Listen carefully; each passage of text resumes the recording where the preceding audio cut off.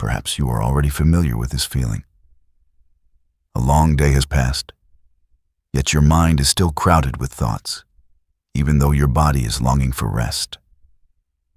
We try to sleep, but the more we try, the louder the mind becomes. This video does not ask you to understand astronomy, nor does it require focus or memory. Simply lie still, breathe slowly, and let gentle scientific stories about the Milky Way drift by. If you wish to have more nights like this, you may quietly stay with the channel as a small habit before sleep. On this journey, you will explore 100 facts about our galaxy, not to learn, but to feel calm, to feel curious, and gradually, to drift into sleep amid the vast universe. The Milky Way. A living entity? As your breathing slows and your body gradually finds its resting place in the darkness, a very particular sensation begins to emerge. The feeling that everything around you is growing quiet, yet not standing still. Within that stillness, if you listen deeply enough, you may sense another rhythm of movement, vastly larger, belonging neither to this room nor to this night. It is a motion that began long before humans ever conceived of time, and it continues still, steady and patient, enclosing everything. The Milky Way is not a static image hanging in the sky. It is not a picture fixed somewhere above our heads. The Milky Way is rotating, so slowly that within a single human lifetime, you would never see it move, yet so quickly that, given enough time, it can shape and reshape the entire space it occupies. Each rotation of the galaxy lasts hundreds of millions of years, long enough for civilizations to arise and fade away like a very gentle breath in the history of the universe. If we think of the Milky Way as a living entity, then its age resembles that of an ancient being, carrying memories no individual could ever fully hold. About 13 billion years ago, when the universe was still very young, this galaxy did not yet have the familiar shape we imagine today. It was a chaotic collection of gas, dust, and primitive fragments of matter, drifting within an expanding space. Over time, under the influence of gravity, it slowly gathered itself, began to rotate, learned how to hold itself together. This process is not unlike a living organism learning how to exist amid relentless, tearing forces. There has never been a moment when the Milky Way was completely stable. It grows by absorbing smaller galaxies, much like a body accumulates experience through encounters. Each merger is not a violent catastrophe, but a slow blending. Stars rarely collide directly with one another. The distances between them are far too great. Instead, streams of stars pass through one another. Halos of matter overlap. And over billions of years, two separate structures become a single new entity, carrying the traces of both. Those traces are still there.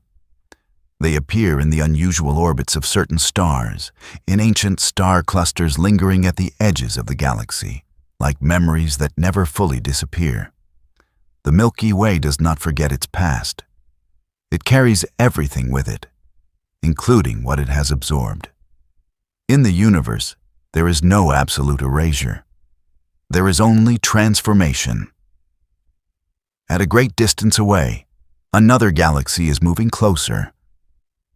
Andromeda is not a threat, nor an event that will occur anytime soon. It is more like an appointment scheduled billions of years ago, unfolding so slowly it is almost imperceptible. These two galaxies are being drawn toward one another by gravity, and one day, far beyond any human scale of time, they will meet, merge, and form a new structure, larger and more complex. What is remarkable is that even this immense encounter does not resemble destruction. It is not a violent moment, but a long process in which old structures loosen to make room for new forms. From the universe's perspective, this collision is no different from a deep breath. And within that breath, there is no urgency, no panic, only continuation. The Milky Way was born from the remnants of earlier structures, and it is quietly preparing to become a remnant for those yet to come. This is not a tragedy, but a law. Matter does not disappear. It only changes place, changes role. The atoms that once belonged to stars long dead are everywhere, in stardust, in planets, and within the human body itself. Carl Sagan once wrote, simply and profoundly, "We are made of star stuff." When you lie still in the darkness, this thought no longer feels like a grand scientific slogan, but a very gentle reminder. You are not separate from the entity being described. You are a small part of it. The life of the Milky Way does not require our attention to continue. It does not alter its rotation when humans observe it, nor does it slow when humans fall asleep. Strangely enough, this brings a sense of safety, not because everything is under control, but because not everything needs to be controlled. In existential philosophy, there is a deep anxiety about humanity having to carry the meaning of the world. But when you place yourself within the movement of a living galaxy, meaning is no longer a burden. It becomes a quiet participation. Edwin Hubble once said, "Equipped with his 5 senses, man explores the universe around him and calls the adventure science. But there is another way to exist within the universe, one that does not require exploration or measurement. It is the way of existing in silence, allowing larger movements to continue around you. The Milky Way has been rotating for billions of years without needing to be named. It has grown, transformed, and merged without anyone watching. And because of this, when you surrender to sleep, nothing is being missed.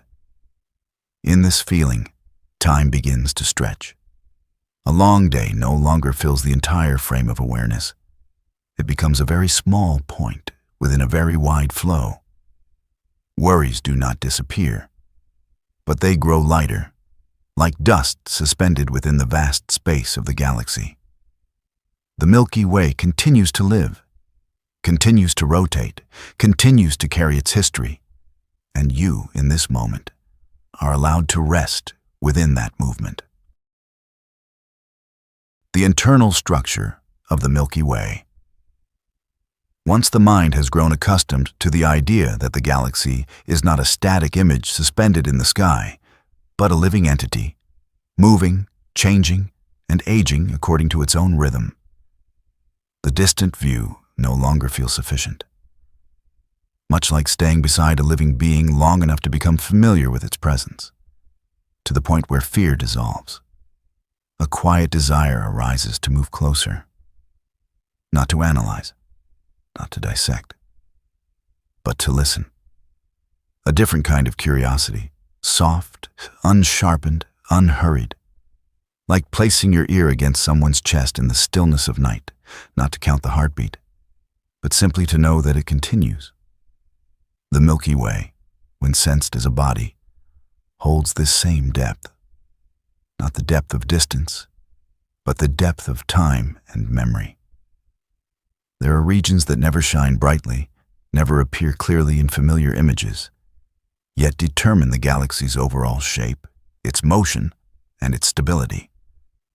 These deeper regions are not loud. They do not demand attention, but without them, everything would quickly fall apart. At the deepest point, where all motion seems to converge, there is something invisible to the naked eye. It emits no light, no familiar warmth, no direct signal to human senses, yet its presence is unmistakable through the gravity it exerts.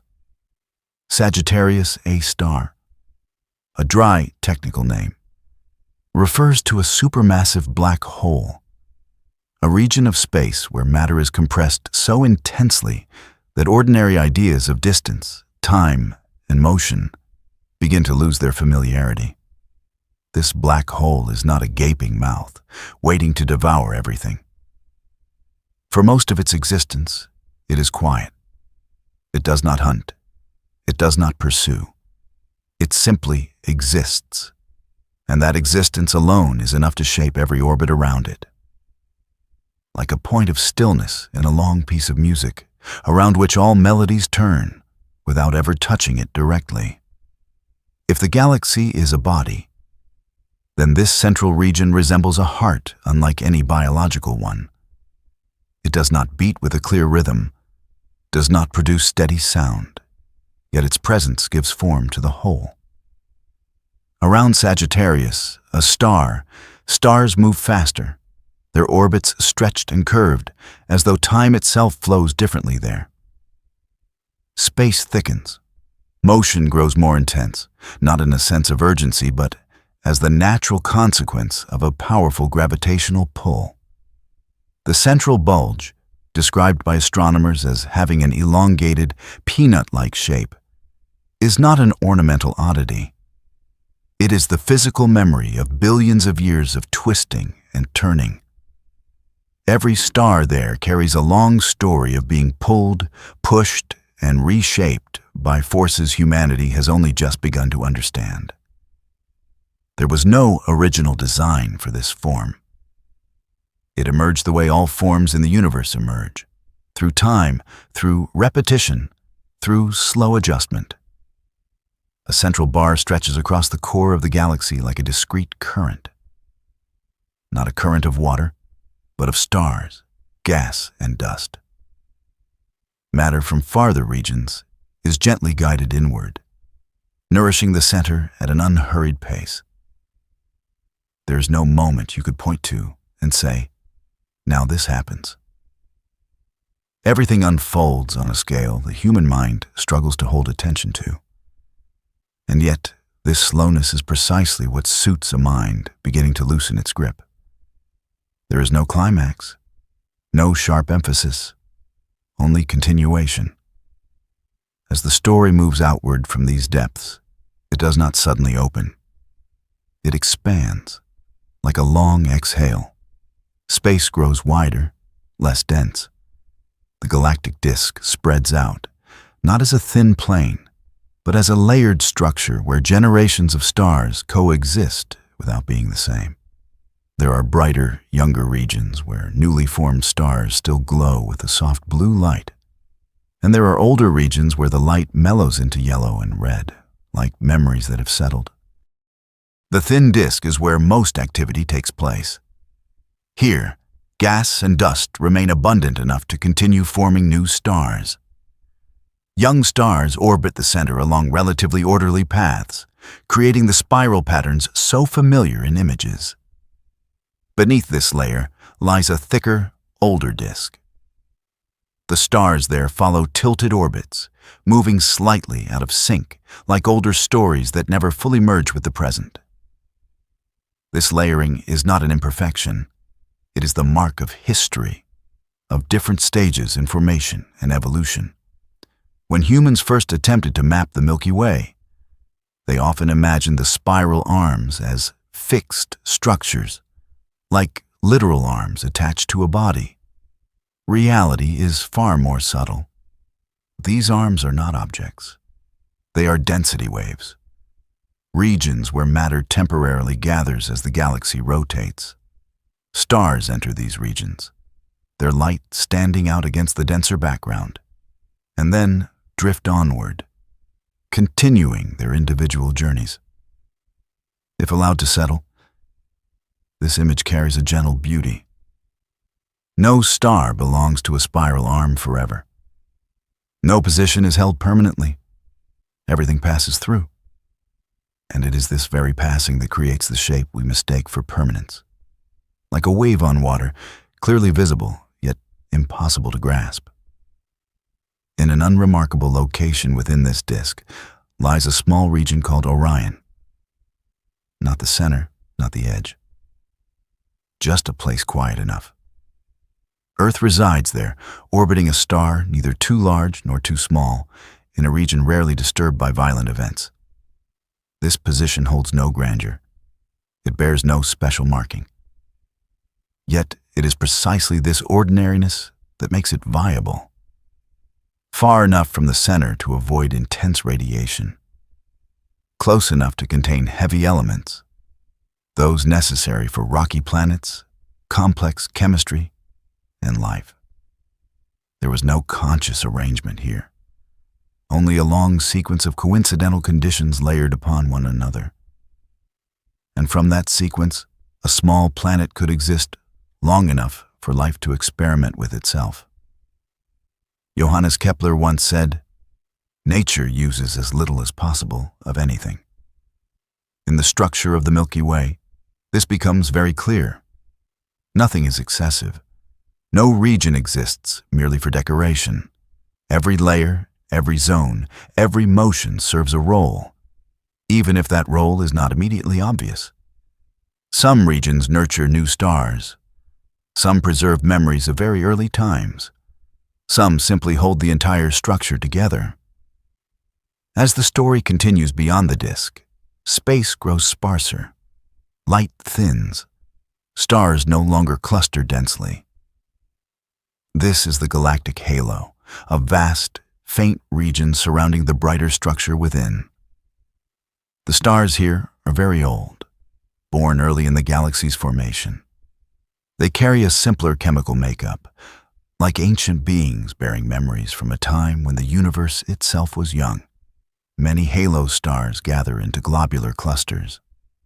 Tight, spherical formations orbiting the galaxy like satellites that never reach the center. Each cluster contains hundreds of thousands, sometimes millions of stars, born nearly at the same time. They are archives of time. No writing, no symbols.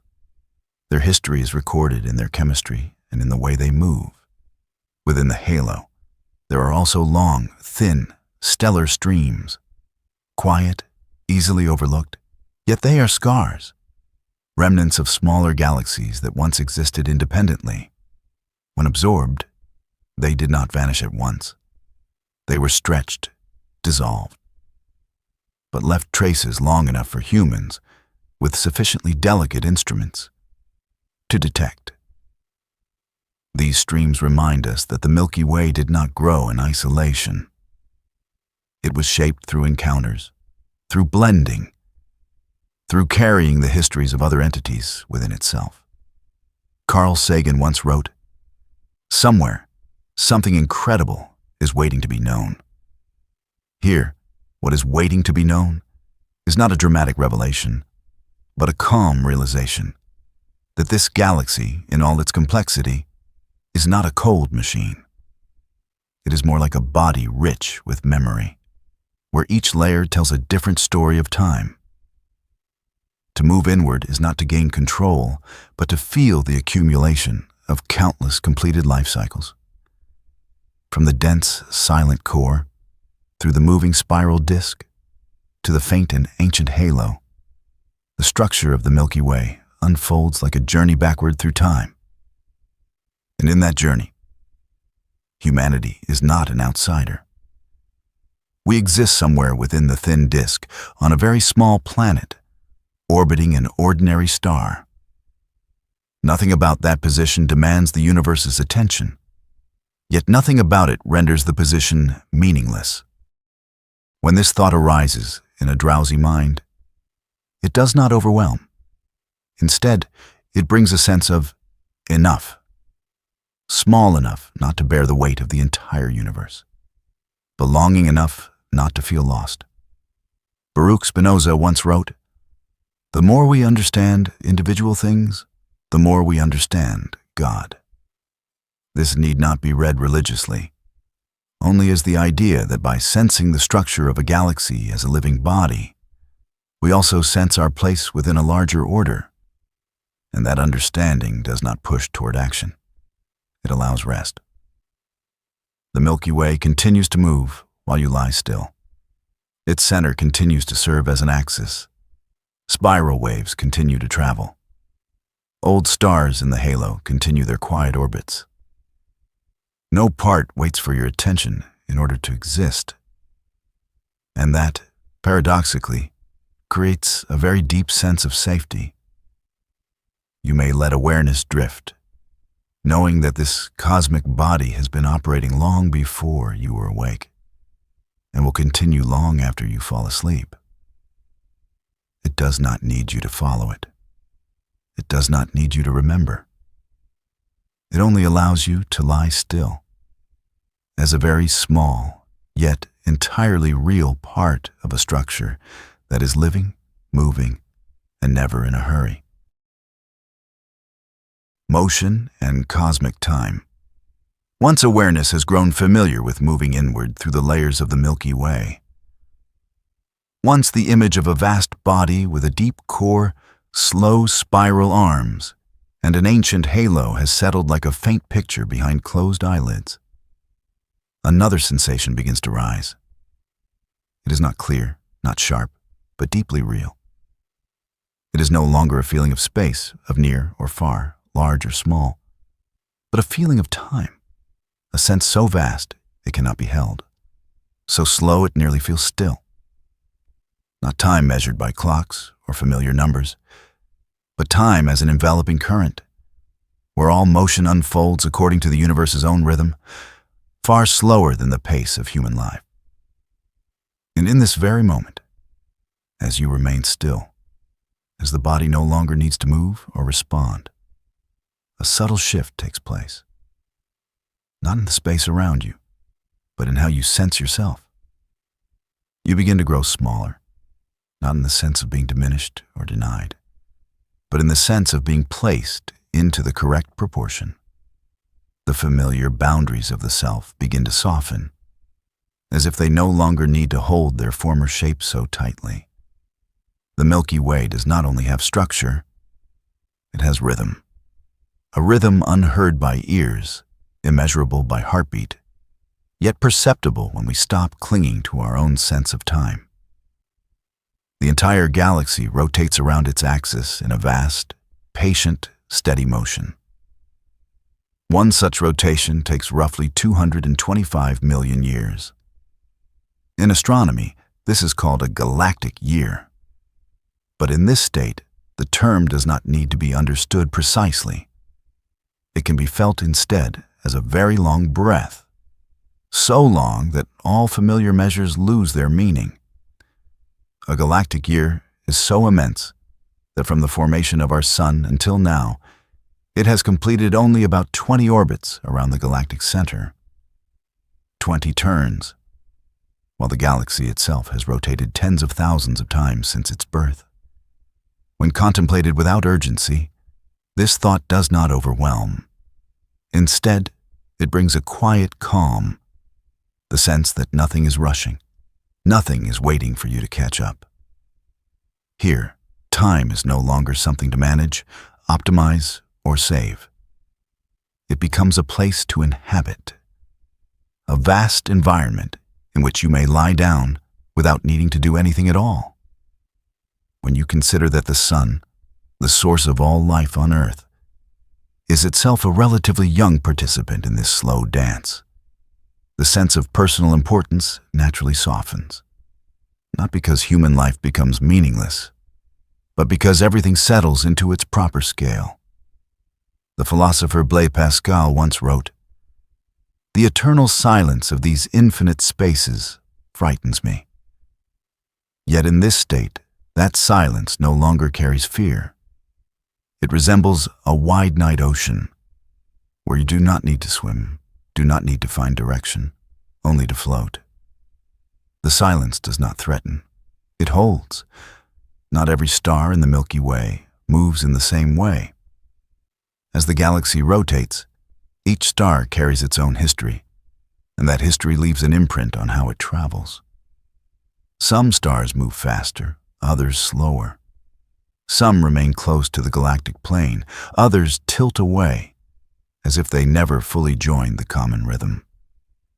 There are stars born together in ancient clouds that, over time, drift apart, each following a different orbit, much like people who begin in the same place and then live entirely different lives. There are very old stars, whose elongated, unfamiliar paths resemble memories that never fully integrate into the present. And then there are stars that rotate in the opposite direction from most of the galaxy. They move against the main flow, not out of resistance, but because they carry a different history. These reversed motions are not errors. They are traces. The existence of counter-rotating orbits is a quiet whisper from the Milky Way's distant past. These stars often originate in smaller galaxies that once existed independently and were later absorbed. When they merged into the larger structure, they did not lose the memory of their motion. They continue along their original paths, carrying stories that need no words. Within the body of the galaxy, there is no absolute uniformity. There is overlap of rhythms, directions, and speeds. Some motions harmonize, others fall out of sync. And it is precisely this that makes the galaxy alive. A living body is not one where every cell moves identically, but one where many rhythms coexist within a structure large enough to contain them. Cosmic time, therefore, does not flow evenly. It is not a straight road where everything must advance at the same pace. It spreads differently in different places, shaped by different histories. From Earth, humans often assume that everything moves in the same direction at the same tempo. But on a larger scale, there is no absolute agreement, no compulsory rhythm. If this thought is allowed to settle, it carries a strangely comforting message. It whispers that not keeping up with the world's pace or even moving against it is not a rare failure. It is a natural feature of any living system vast enough to contain many histories. The universe does not demand perfect synchronization. It allows difference. And among these varied motions lie more extreme stories. Occasionally, a star passes too close to the galactic center or interacts intensely with a multi-star system. In rare moments like these, the dynamics of the universe can fling that star outward at tremendous speed. Such stars leave the Milky Way entirely, racing into intergalactic space, carrying their light into regions nearly empty of matter. They do not leave by choice, nor are they punished. They simply follow the consequences of the forces that acted upon them. In the immense darkness between galaxies, these stars continue to exist, continue to shine, even though they no longer belong to the structure that gave them birth. There is no farewell, no tragedy, only continuation within a different context. When told slowly, this image carries no sorrow. It resembles a neutral truth. Not everything stays. Some motions lead to separation, yet even in departure, there is no meaninglessness. A star cast out remains a star. Its light still spreads. Its existence does not depend entirely on belonging to a system. In existential philosophy, the question of belonging often comes with the fear of separation, of being cast out of meaning. But the universe quietly suggests that existence does not require permanent attachment. There are forms of being that are independent, drifting, unattached to any center, and still fully real. Albert Einstein once wrote, "The distinction between past, present, and future is only a stubbornly persistent illusion." When placed within the context of galactic motion, this idea becomes tangible. The Milky Way's past still lives on in strange orbits and ancient stars. Its present is the movement unfolding right now, without needing to be named. And its future has already been seeded within those same motions. All of this exists together in a dynamic structure that requires no strict division between what has been, what is happening, and what will come. When time is felt this way, The human self naturally grows smaller, not diminished, but freed from the illusion that everything must revolve around its own pace. A long day, a busy year, a turbulent lifetime, all become very small vibrations within a symphony that has lasted billions of years. This does not erase the value of personal experience. It simply places it where it belongs. Maria Mitchell once said, "We have a hunger of the mind which asks for knowledge of all around us." And alongside that hunger, perhaps there is an even deeper need, the need to rest in the truth that not everything must be understood immediately. Within the Milky Way's motion, nothing ever truly stands still. Even as you lie motionless, Earth continues to spin, the sun continues its orbit around the galactic center, and the galaxy continues carrying everything along its long journey through the universe. Yet strangely, realizing this does not cause dizziness. It brings steadiness. Because when everything is already moving, you no longer need to move yourself. You are being carried. Cosmic time, when told in a lullaby's rhythm, is no longer a source of anxiety about finitude. It becomes a vast foundation upon which finitude may rest. You do not need to race 225 million years. You do not need to keep pace with the galaxy's rotation. You only need to exist in this very small moment, knowing it rests entirely within a much greater flow. And in that feeling, as awareness grows lighter, motion is no longer tracked by the mind, but trusted at a deeper level. The Milky Way has been turning long enough to not require your attention. Time has traveled far enough to not need your measurement. You may let yourself drift like a very small grain of dust, carried within an ancient, slow, enduring movement. A movement that does not require you to remain awake in order to continue. Invisible matter and hidden forces. Once awareness has grown accustomed to drifting along with the immense motions of the galaxy. Once time has stretched so far that a rotation lasting hundreds of millions of years no longer feels overwhelming. A very strange sensation begins to arise. It is the feeling that although everything is moving, although nothing is truly still, there is nevertheless something holding it all together. A bond that cannot be seen, cannot be touched, yet is present everywhere. Like closing your eyes in the dark and still sensing the room around you, even when clear images have disappeared. From this sensation, the story moves deeper, into a region where the universe is not composed only of what can be seen. If the Milky Way were made solely of visible stars, gas, and dust, it would not exist in its current form. Its rotation is too fast. The spiral arms should have flown apart. The stars should have drifted away in all directions. And yet, the galaxy remains. Persistent, intact, holding its structure across billions of years. This forces humanity to accept a humbling truth. Most of what prevents the universe from falling apart does not shine. Dark matter, a name that sounds more like a confession than a definition, is not darkness in a poetic sense. It is a form of existence that does not interact with light, leaves no direct trace in our eyes, yet reveals itself through its gravitational pull.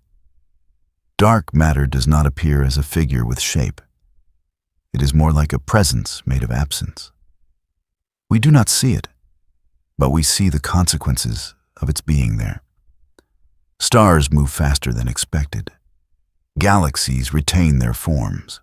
Clusters of galaxies remain bound together as if held by an invisible hand. In the context of science told as a lullaby, dark matter does not need equations or models. It can be felt as a deep underlying layer, like the quiet trust you place in the floor when you lie down. You do not need to see the floor to know it is supporting you. The philosopher Ludwig Wittgenstein once wrote, "Whereof one cannot speak, thereof one must be silent." Modern science, however, chooses a different path, speaking of the unseen through the traces it leaves behind. In the silence of dark matter lies a very gentle existential lesson. Not everything that matters needs to be visible. Not every force holding your life together appears clearly in the daylight. Surrounding and threading through the galaxy are other currents of force, more subtle, less present in popular imagination. The galactic magnetic field does not reveal itself as a glowing network, yet it exists, bending, guiding charged particles, influencing how gas and dust move. It is like deep ocean currents that do not visibly disturb the surface, yet determine the paths of immense bodies of water. This magnetic field helps shield regions of the galaxy from violent radiation, creating pockets of relative calm within an otherwise unforgiving space. Meanwhile, space itself is far from empty. It is filled with radiation, cosmic rays, and high-energy particles racing through the galaxy at nearly the speed of light. These rays may originate from exploding stars, active galactic cores, or events so distant that their light takes millions of years to reach us. Neutrinos, particles with almost no mass, pass through everything. Through Earth, through your body, through the galaxy itself, leaving almost no trace. Billions of neutrinos pass through you every second, without sensation, without memory. Told quickly, these facts might provoke anxiety. Told slowly, they feel very different. They remind you that you are living within a continuous cosmic flow, where there are no rigid boundaries between inside and outside. Your body is not separate from space. It is simply a temporary organization of matter, surrounded and permeated by forces and particles you never need to notice in order to exist. The physicist Richard Feynman once said, "I think I can safely say that nobody understands quantum mechanics." In this context, the statement is not an admission of failure, but an invitation to let go. Not fully understanding is not a flaw. It is the natural state when facing a universe larger than the mind's capacity to grasp. When you stop trying to understand, concepts like radiation or neutrinos become distant whispers, not demanding attention, simply existing as part of the background. Even ripples in space-time move quietly through the galaxy. Gravitational waves, born from violent events such as merging black holes or neutron stars, travel across the universe, stretching and compressing space as they pass. They carry no light, make no sound, yet convey information about events that happened long ago, far away. When a gravitational wave passes through Earth, you feel nothing. The distance between atoms in your body shifts by an unimaginably tiny amount, then returns to normal. Everything continues as if nothing happened. When allowed to drift through a drowsy mind, this image carries a quiet beauty. Even the universe's most violent events can pass through you without disturbing this fragile existence. The universe does not need to be gentle with humanity. It is simply so vast that its waves soften by the time they reach us. At the galaxy's center, there are other strange structures. Enormous gamma-ray-emitting bubbles extending above and below the galactic plane. These structures, known as the Fermi bubbles, are traces of intense activity in the Milky Way's distant past. They may be remnants of matter falling into the central black hole, releasing tremendous energy and inflating these regions of space. They remain as scars, no longer erupting, merely glowing quietly in wavelengths invisible to human eyes. These bubbles resemble the memory of an anger long gone. They remind us that even systems that appear stable and calm have passed through periods of chaos. Yet those memories do not fracture the present. They are absorbed into the larger structure, becoming part of a long story that no longer needs to be spoken loudly. Carl Jung once wrote, "Until you make the unconscious conscious, it will direct your life and you will call it fate." In a very different sense, dark matter, hidden forces, and invisible radiation form the universe's unconscious.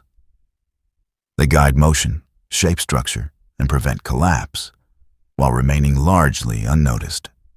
When humans accept that much of what matters lies beyond direct perception, a deep relaxation can occur. You do not need to see everything in order to be supported. The sense of mystery here does not arise from fear of the unknown, but from growing familiarity with it. The invisible no longer feels like a threatening void, but like a foundation. It is like darkness in a bedroom. Once familiar, it ceases to frighten and becomes the condition for rest. The universe, in its invisibility, does something similar. It creates the conditions for structure to exist, for stars to form, for planets to remain stable, for life to have a place. And as awareness drifts through these invisible layers, something very gentle happens. The need to understand, to grasp, to name, begins to dissolve. You do not need to understand dark matter to be held by it. You do not need to sense gravitational waves for them to pass through you. You only need to exist. In existential philosophy, existence often precedes meaning. Here, the universe does the same. It exists first, supports first, and only afterward allows questions to arise. As the story settles at this deeper level, everything slows even further. Hidden forces continue their work without attention. The galaxy continues to rotate without being watched. And you, lying still in the dark, are held not only by what can be seen, but by an invisible network of matter and force that existed long before you were born. In that feeling, sleep no longer feels like a retreat, but like a very natural way of merging with the deepest rhythm of the universe. The life of stars. Birth, death, and renewal. When invisible forces have quietly settled in the mind as a deep, unnamed foundation. When the sense that unseen things are holding all structures together has become familiar, the story naturally shifts into a different rhythm. This rhythm is no longer mysterious in an abstract way. It becomes intimate, steady, closer to the breath itself. If hidden forces are the silent groundwork of the galaxy, then stars are its most perceptible pulse of life. Not because they are loud, but because they repeat.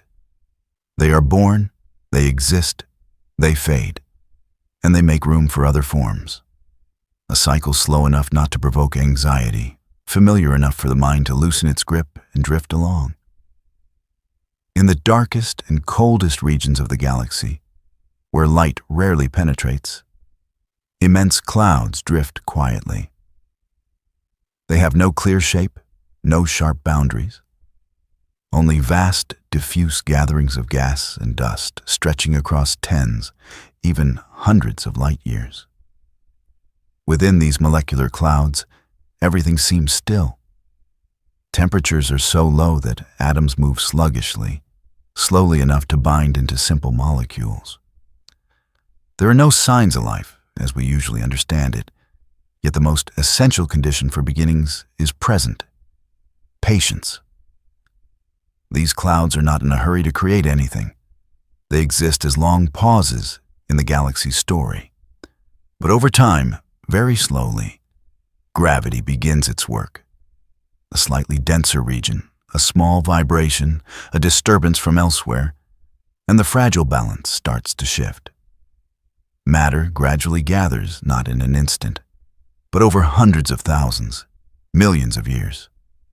In this gathering, one could say a vague intention appears. though no one has placed it there. When density becomes great enough, these regions turn into stellar nurseries, not gardens glowing with light, but darker, denser places where matter collapses under its own gravity. Temperature rises, pressure increases, and at the center of these contracting regions, a star begins to form. At first, it does not shine. It is only a mass growing hotter, waiting for the moment when nuclear reactions can sustain themselves. That moment does not arrive like an explosion, but like a gentle transition from potential into presence. Young stars, when they finally begin to shine, rarely do so alone. They are often born in groups within the same nursery, like dreams emerging together during a long night. Their first light pushes back the surrounding gas and dust, revealing soft, flowing structures. Yet even as they shine, they carry the imprint of their birthplace. There is no complete separation between origin and present. The lifespan of a star, when viewed from a human perspective, seems unimaginably long. But on the scale of the universe, it is still only a passage. Smaller and medium-sized stars, like our sun, live for billions of years, burning their fuel steadily without haste. Larger stars live faster and brighter, but they also end sooner. There is no fairness here in a moral sense, only neutral laws. Mass determines the rhythm of life. As fuel runs low, stars do not vanish at once. They change. Sun-like stars swell into red giants, then slowly release their outer layers into space. What remains contracts into a small, hot core, a white dwarf, that continues to cool over billions of years. More massive stars end very differently. When they can no longer resist gravity, their cores collapse, and in that moment, a supernova occurs. Supernovae are often described as the most violent events in the universe. And indeed, the energy released in an instant can outshine an entire galaxy. But when told in a lullaby's rhythm, they need not sound explosive. They can be seen as a final release, a letting go by a being that has completed its life cycle. In that explosion, heavy elements are forged and scattered into surrounding space. The iron in your blood, the calcium in your bones, were formed in moments like these, long before Earth existed. Carl Sagan once said simply, "The nitrogen in our DNA, the calcium in our teeth, the iron in our blood were made in the interiors of collapsing stars." When this sentence drifts through a slow story, it loses its grandiosity and becomes a quiet truth. Your body is a continuation of stellar lives that have already closed. There is no clear boundary between living matter and inanimate matter. Only different stages of the same flowing substance. After a star's death, space does not become emptier. It becomes richer. Newly formed elements mix into gas clouds, altering their chemical makeup. Over time, these clouds collapse again, giving rise to new generations of stars that carry the traces of those that came before. This is recycling on a cosmic scale. So slow it barely feels repetitive, yet steady enough to form a foundational rhythm. The philosopher Heraclitus once said, "No man ever steps in the same river twice." In the story of stars, this is true in a very expansive way. No star is born from exactly the same material. Each generation carries the history of earlier deaths. And like a river, this process needs no final destination. It only needs to continue. The remnants of dead stars do not disappear. Neutron stars, black holes, white dwarfs, all are different states of matter that has passed through a luminous phase. They no longer light their surroundings in familiar ways, but they remain present, shaping their environments through gravity. They are like deep memories, no longer often spoken of, yet still guiding how everything unfolds. Here, the narrative rhythm gently repeats: birth, existence, dissolution, renewal. No emphasis is needed, no climax is required. The repetition itself becomes hypnotic, like ocean waves or the breath during deep sleep. When the mind recognizes that there is no absolute ending, it begins to release the need to follow every detail. In existential philosophy, the greatest anxiety often centers on death and finality. But when viewed through the life cycle of stars, death no longer signifies absolute cessation. It becomes transformation. No star truly disappears. It only changes form, changes role. This does not erase the sorrow of endings, but it places that sorrow within a wider context, where it is no longer absolute. The physicist Neil deGrasse Tyson once said, "We are part of this universe. We are in this universe. But perhaps more important than both of those facts is that the universe is in us." In this story, that idea does not need proof. It only needs to be felt. As you lie still and let awareness drift, the life cycles of stars no longer feel distant. They become a background rhythm in which your body, in a very indirect way, is participating. And as the rhythm slows even further, when images of clouds, light, explosions, and remnants begin to blend together, a very deep quiet appears. Not because there is nothing left to tell, but because the story has become familiar. Birth, death, renewal. No longer opposing concepts, but different faces of the same movement. In that feeling, sleep no longer feels like a retreat from the world, but a very natural step into a cycle that has been unfolding for billions of years. Slow, enduring, and needing no one to remain awake in order to continue. The Milky Way and life. When the life cycles of stars have settled into the mind like a steady breath. When the idea of birth, death, and renewal no longer stirs unease but becomes a familiar background. The story shifts almost imperceptibly. There is no clear boundary here, only a continuation. From matter forged in stars to the question of what happens when that matter begins to organize itself in ways that can sense, remember, and wonder about itself. Within the galaxy's long movement, there exists a fragile moment in which matter does not merely exist, but begins to live. The Milky Way is not an evenly hospitable place. Most of its vastness is cold, harsh, filled with radiation and turbulence. Yet woven between these violent regions are pockets of relative calm, where processes can unfold slowly enough for complexity to arise.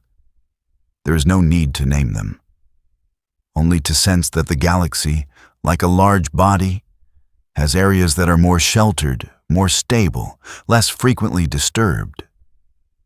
It is in such places that life is given the chance to experiment with itself. Earth's position in the galaxy is often described through numbers and diagrams, but when told slowly, it feels more like a balance than a calculation. Not too close to the center, where radiation and catastrophic events could erase fragile structures. Not too far away, where heavy elements are scarce and the construction of rocky planets becomes difficult. We reside in an unremarkable region, not dramatic, not extraordinary, but stable enough for time to do its work. This calm is not the complete absence of danger, but its reduction to a level where life can adapt. Seen this way, Earth is no longer the center, but neither is it a meaningless accident. It is a realized possibility. And that possibility is not as rare as humans once believed. In recent decades, the discovery of thousands of planets beyond our solar system has quietly reshaped our view of the universe. Planets are not exceptions. They are natural outcomes of star formation. Whenever a star is born, leftover material around it tends to gather into smaller worlds, circling, testing different orbits. There are planets so hot that metals can vaporize. There are planets so cold that atmospheres freeze solid.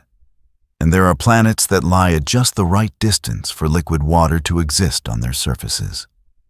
This distance is not a sharp boundary, but a broad zone where many conditions can coexist. Life, if it emerges, does not require perfection. It requires only enough stability to continue. The astronomer Carl Sagan once wrote, "In the vastness of space and the immensity of time, it is my joy to share a planet and an epoch with any." Placed in the context of the galaxy, this sentence carries a quiet meaning. It speaks not of human grandeur, but of the profound contingency of being here, now. Life does not need to be common to be meaningful, nor does it need to be unique to be precious. Drifting quietly between stars, interstellar dust contains molecules more complex than once imagined. Scientists have discovered simple organic compounds within cold clouds, regions that have never hosted life in the biological sense.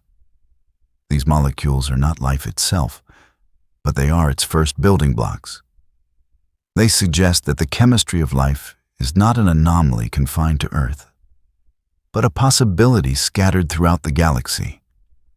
From afar, stardust appears as a dim veil obscuring light. In this slow narrative, it becomes a reservoir of potential. Tiny grains, coated with ice and molecules, collide, adhere, and carry chemical information from earlier generations of stars. When these grains become part of planets, they bring that history into new environments. There is no completely clean beginning. Life, if it arises, always does so atop stories that began long before. Here, the boundary between astronomy and biology begins to blur. The atoms in the human body were not labeled human when they were formed. They were hydrogen in primordial clouds, carbon in stellar cores, oxygen released in ancient explosions. Carl Sagan expressed this plainly. The nitrogen in our DNA, the calcium in our teeth, the iron in our blood were made in the interiors of collapsing stars. When this sentence echoes in a quiet space, it no longer feels astonishing. It feels gently connective. Your body does not stand outside the galaxy story. It is a very small chapter within it. In existential philosophy, humans are often described as beings thrown into a world they did not choose. But in the light of astronomy, thrown can be reimagined as formed from. There is no clear moment of separation between the universe and humanity. Only a long sequence of transformations, in which matter learns to arrange itself into increasingly complex forms. Consciousness, if it appears, is not a detached miracle, but an emergent quality arising when conditions mature. The biologist and philosopher Jacob Bronowski once wrote, "Man is not a figure in the landscape. He is a shaper of the landscape." In the galactic story, this can be understood more modestly. Humans do not shape the universe in a vast physical sense, but they are places where the universe begins to be felt, questioned, and narrated. Life grants the galaxy a rare capacity, the ability to reflect upon itself. When humans look up at the night sky, they do not see only the light of distant stars. They see the history of the matter that composes them. This does not make humanity central. It deepens the connection. You are not a visitor to the universe. You are a temporary expression of it. Life, in this view, is not the opposite of an inanimate cosmos, but a phase of the cosmos once it becomes complex enough to feel. Notably, life does not need to last forever to be meaningful. Even on Earth, life has passed through multiple extinctions and reorganizations. Yet each time, matter did not vanish. It changed roles, changed structures, explored different paths. Across the vast galaxy, life may arise and disappear in many places, in many forms. This does not render life fragile in a negative sense. It makes it adaptable. The writer Ursula K. Le Guin once wrote, "We live in capitalism. Its power seems inescapable. So did the divine right of kings." Though not directly about the cosmos, this reminds us that what seems permanent is often only a phase. In the galactic context, even the most stable-looking structures exist only for a time. Life, therefore, does not need to shoulder the burden of permanence. It needs only to exist long enough to leave traces, to become part of the ongoing transformation. When told in a lullaby's rhythm, the point is not to answer whether we are alone. That question, if held too tightly, could keep the mind awake. What matters more is the sense that life, wherever it appears, is not utterly out of place. It arises within a context prepared by billions of years of cosmic evolution. It is supported by laws that are indifferent to it, yet not hostile. And then, very gently, the story returns to the listener's body lying still. The breath continues in and out. The heart continues to beat. Within each cell, small chemical reactions unfold, governed by laws akin to those shaping stars, only at a different scale. This does not need to be thought through. It only needs to be felt. That within the vast galaxy, there are tiny places where matter knows how to rest within itself. In that feeling, the distance between galaxy and human no longer feels immense. Not because the galaxy shrinks, but because the human is placed into the correct position within it. A position not central, yet not meaningless. A position calm enough for life to unfold, and spacious enough for sleep to arrive, without being disturbed by questions that demand immediate answers. The universe, in its vastness, does not require humans to understand it fully. It simply continues to exist, continues to form stars, continues to scatter matter. And in a few very small, very temporary places, that matter learns to look back at itself and whisper, "I am here." Within that whisper, sleep is not a departure from the world, but a very natural way of continuing to belong to it. Humanity within the flow, when the story of life has settled with the feeling that the matter within the human body is no stranger to stardust and ancient light, a natural pause appears. Not an empty silence, but a meaningful one. Like the moment after a long piece of music ends, when you need a few breaths to realize the sound is still echoing somewhere inside you. It is within this pause that a very gentle question arises, not spoken aloud, yet quietly present. If humans are made from the same stream of matter, then where are we within the unceasing motion of this galaxy? Humans are accustomed to thinking of themselves as being separate from the universe, observing it from the outside. We say that universe, that galaxy, as if there were an invisible boundary between us and it. But when the story is allowed to move slowly enough, that boundary begins to blur. Not because humans become so small that they vanish, but because we realize there was never truly a place called outside. From the very first moment of existence, humanity has always been within the universe, shaped by it, influenced by it, and at the same time, an expression of it. Carl Sagan once wrote a sentence that became famous, but in this slow rhythm, it loses its grand tone and becomes almost a whisper. We are a way for the cosmos to know itself. This does not mean that humans are more important than the universe. It means that the universe, through fragile structures like human beings, has created the capacity for self-awareness. Not every part of the galaxy knows that it is rotating. Not every star knows that it is aging. But in one very small corner, on one very ordinary planet, matter has arranged itself delicately enough to ask questions about the very motion that gave rise to it. Seen this way, humans resemble dust, but dust that is conscious. And that consciousness does not separate humans from the universe. It binds them more deeply to it. This grain of dust does not stand still. It drifts. It drifts with Earth as it circles the sun, drifts with the sun as it moves through the galactic disk, drifts with the Milky Way as it travels through vast cosmic space.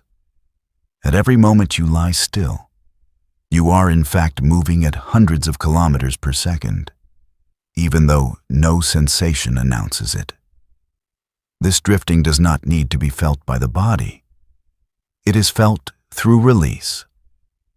When humans stop trying to remain mentally still, stop clinging to the idea that they must control everything, they begin to sense a strange companionship. They are not being swept away by chaos, but are part of a flow with structure, rhythm, and history. The philosopher Alan Watts once wrote, "You are not a stranger here." In the context of the galaxy, this sentence carries deep weight. You are not lost in the universe. You are one of the ways the universe continues telling its own story.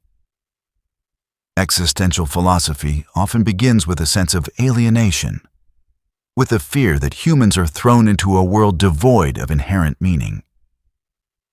But astronomy, when told gently and slowly, offers a complementary perspective. Meaning may not be given in advance, but belonging is. Humans are not accidents standing outside cosmic order. They are natural outcomes of chains of cause and effect stretching across billions of years. This does not resolve every existential anxiety, but it softens a very basic one: the fear of having no place at all. When humans are seen as part of a cycle, death itself begins to change shape in the mind. It no longer appears as an absolute abyss, but as a transition, much like the death of stars described before. The matter that forms the body does not disappear. It changes form, changes role, and returns to a larger circulation. Individual consciousness may be temporary, but matter and energy are not. And in the brief time that consciousness exists, it carries the capacity to feel, to love, and to reflect. Things that do not alter the galaxy's trajectory, yet profoundly shape lived experience. Albert Camus once wrote, "The struggle itself toward the heights is enough to fill a man's heart." In the light of the universe, that struggle need not be conquest or great achievement. It can be as simple as fully inhabiting this moment, knowing that you are drifting within something far larger than yourself. There is no need to arrive, no need to escape, only to drift. When accepted, this drifting brings a form of freedom very different from the kind usually celebrated.